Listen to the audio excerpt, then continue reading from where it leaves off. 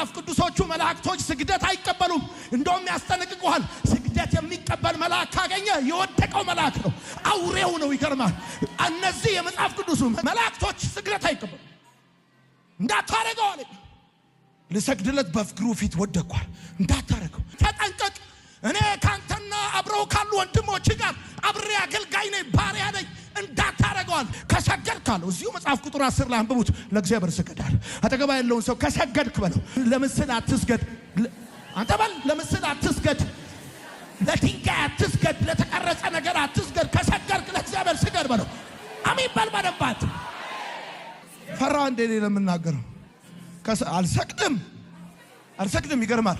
በእድሜ ለሚበልጠኝ አልሰግድም። ስግደት የእግዚአብሔር የባህሪው ገንዘብ ነው።